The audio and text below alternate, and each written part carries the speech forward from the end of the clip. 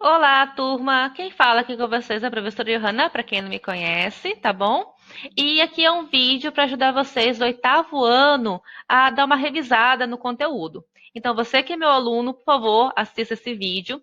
Quem também é aluno da professora Iris, da parte da tarde da escola, também pode assistir, porque o conteúdo é o mesmo, porque nós trabalhamos juntas. E quem não é do Paulo Freire, né, do Colégio Paulo Freire, fique à vontade, sinta-se convidado para assistir o vídeo se você também quer revisar a matéria do oitavo ano, principalmente agora nesse primeiro trimestre, tá bom?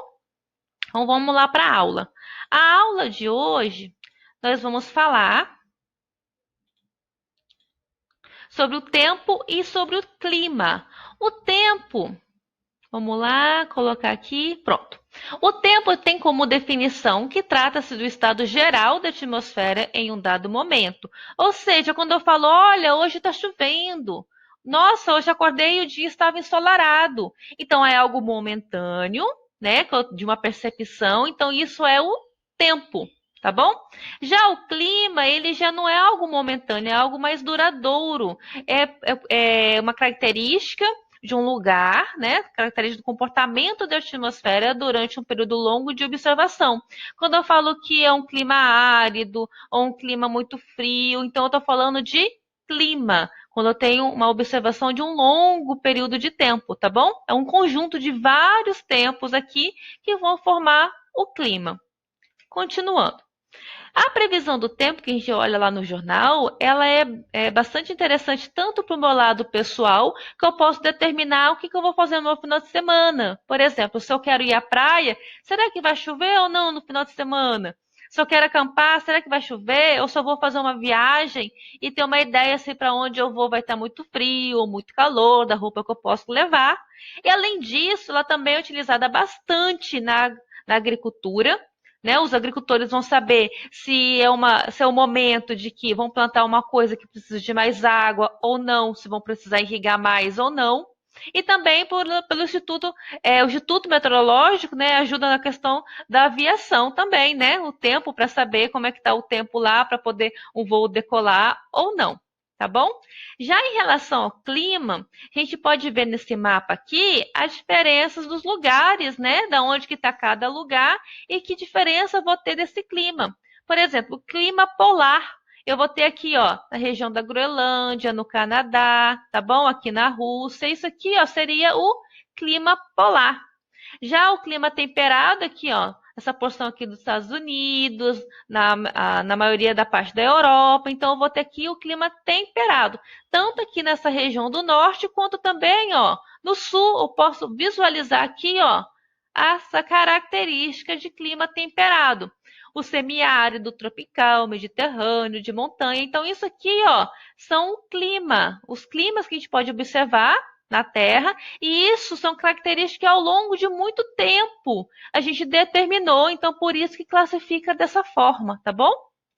Continuando o estudo do clima. No clima a gente vai ter, podemos estudar as questões dos elementos e também dos fatores. São variáveis meteorológicas que caracterizam o clima, as quais variam no tempo e no espaço e são influenciados pelos fatores climáticos, elementos. Quem pode ser? Temperatura, radiação solar, fotoperíodo, vento, umidade do ar, precipitação, pressão atmosférica, evapotranspiração e os fatores, que são latitude, altitude, relevo. Mas espera aí, professora, como é que eu vou saber a diferença de um para com o outro? Fatores são aquilo que vão influenciar de fato esse elemento. A temperatura, eu vou ter em qualquer lugar a temperatura, sendo ela alta ou baixa, tá? Mas essa temperatura ela pode mudar de acordo com o fator.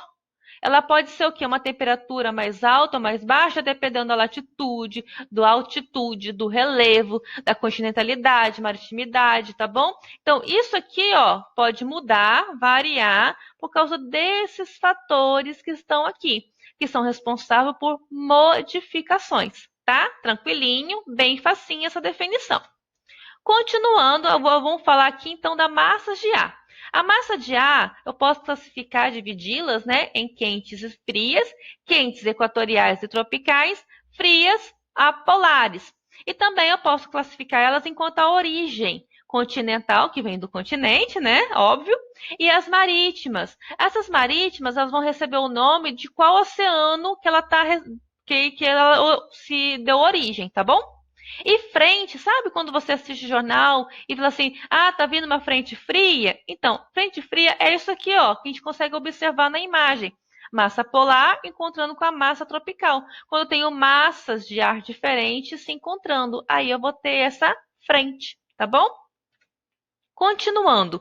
Em relação ao Brasil, a gente tem, ó, uma, duas, três, quatro, cinco massas de ar que predominam aqui no Brasil.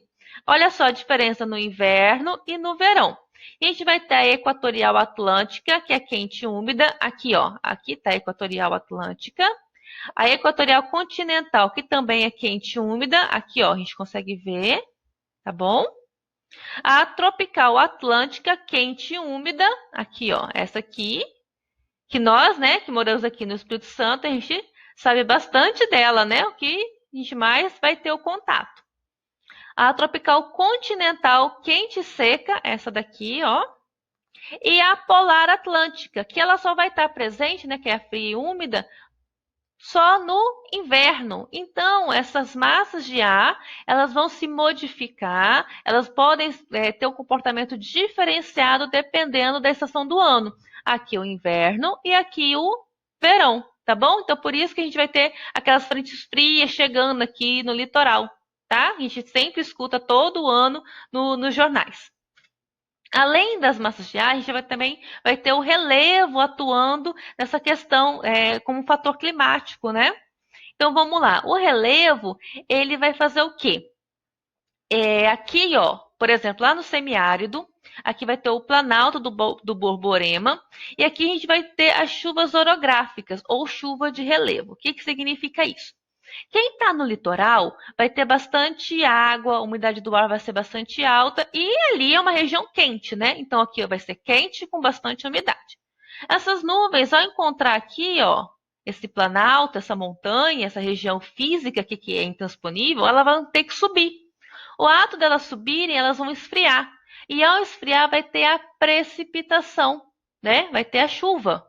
Aí esse outro lado aqui não vai receber a chuva, porque essas nuvens carregadas não conseguem ultrapassar aqui com a água junto. Então aqui vai ficar bastante chuva, aqui na questão do litoral, e aqui a gente vai ter a característica do sertão, né? Que quase não chove. Então, um dos fatores que contribui para a seca aqui do sertão seria o relevo, um fator natural. Outra questão que também a gente estuda aqui no clima é a questão da maritimidade e continentalidade. No verão, aqui ó, no litoral, vou ter chuvas relativamente abundantes, tanto no litoral quanto no continente. Aqui vai aquecer pouco e aqui vai aquecer muito. Por quê? Aqui aquece pouco porque tem bastante água, está próximo à água. A água ela consegue reter bastante esse calor, então a temperatura não vai subir tanto quanto no lugar que é o continente, né? Que tem mais terra. Ela consegue se aquecer muito mais rápido, tá bom? Então, no verão, eu vou ter temperaturas bem mais altas aqui no continente do que quando comparadas no litoral. Como assim, professora? Olha, vou dar um exemplo. Eu sou de Cuiabá, Mato Grosso, centro-oeste do Brasil. Enquanto que aqui a maior temperatura que eu já peguei, né, na região litorânea, foi 38 graus Celsius. Mais do que isso, eu nunca passei aqui. Já em Cuiabá, é bem comum no verão chegar a mais de 40 graus Celsius todo dia. Ao meio-dia, 1 hora da tarde, gente, tá pegando fogo. Fica muito quente mesmo. Porém, no inverno, a gente vai ter uma diferença. Aqui no litoral vai arrefecer pouco e já no continente vai arrefecer muito. Professora, o que significa arrefecer? É só uma palavra chique, está dizendo que esfria. Aqui vai esfriar pouquinho e aqui vai esfriar mais. Então, no inverno, nessas regiões de continente, ele vai ficar muito mais friozinho, tá bom? Vai ter uma diferença térmica muito grande de quando estava no verão. E aqui, por causa que tem bastante água, não vai ter tanta diferença assim na temperatura, tá bom? Olha só, aqui vai variar pouco entre o verão e o inverno, e já no continente vai ser uma variação maior, né? O verão vai estar aqui, o inverno aqui. Vai ter uma variação maior de temperatura.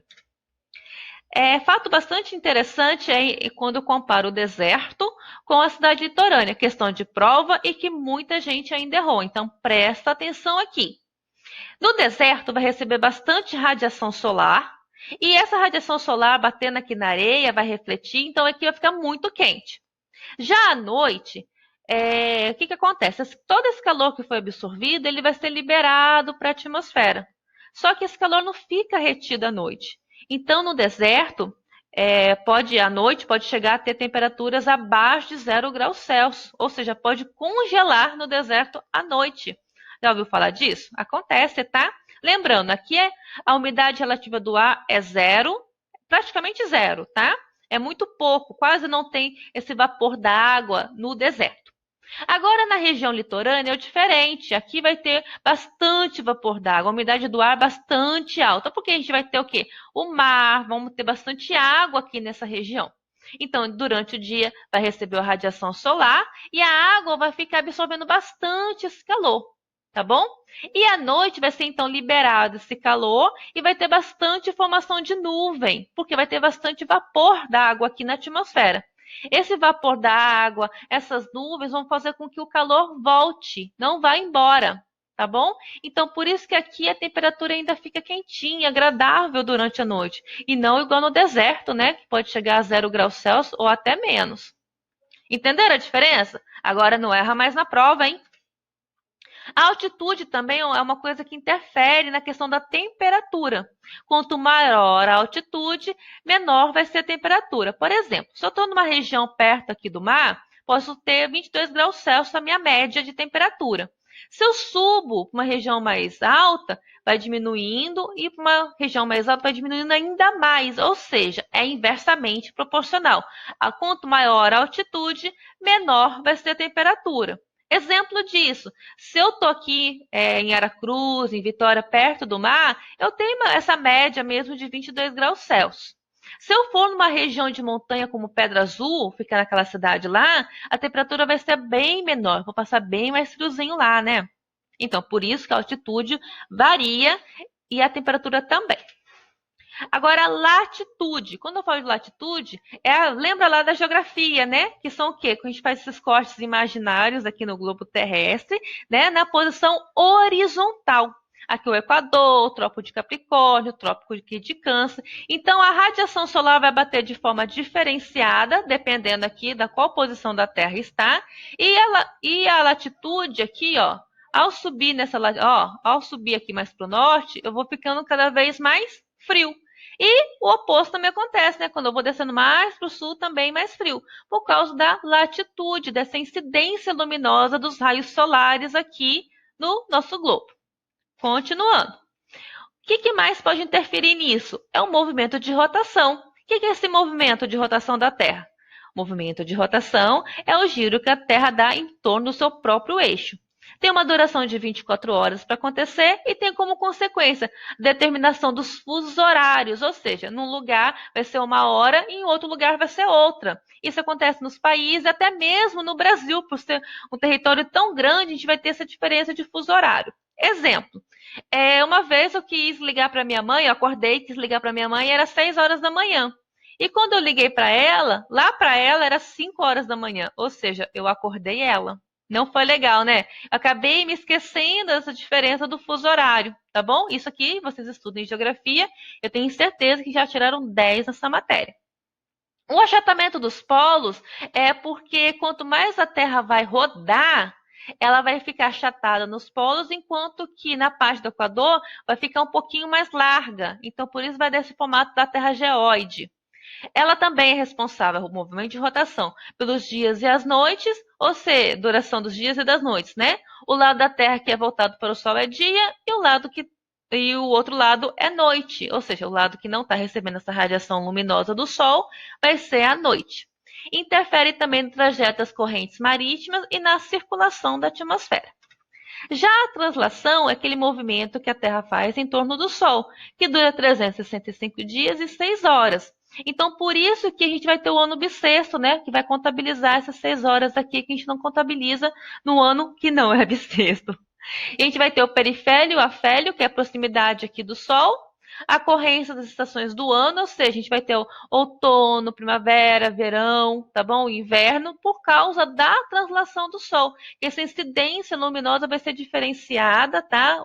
Hora vai estar mais próximo do Sol, hora não, por causa desse movimento de translação. Tá bom?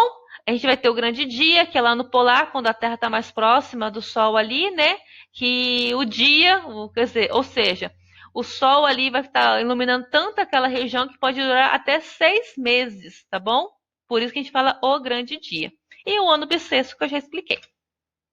Aqui, ó, a inclinação da Terra. Essa inclinação da Terra faz com que a gente perceba que as radiações do Sol, ela vai bater de forma diferenciada dependendo de onde eu posso estar na Terra. Por isso que aqui, ó, no sul pode ser verão e lá no norte vai ser inverno. E assim vice-versa, tá bom? Por causa dessa inclinação que a Terra possui. Isso também é questão de prova e eu vi que a maioria da galera acertou, já entendeu isso aqui direitinho. Agora, o perifélio, quando está mais próximo do Sol, aqui ó, o movimento de translação. E o afélio, quando está mais longe aqui do Sol. Muito obrigada pela atenção de vocês. Qualquer coisa, vocês podem procurar aqui o meu blog, tá? Tá lá disponível, fazer comentário. Vai ter mais aulas lá e mais materiais para quem quiser estudar. Beijinho, até a próxima.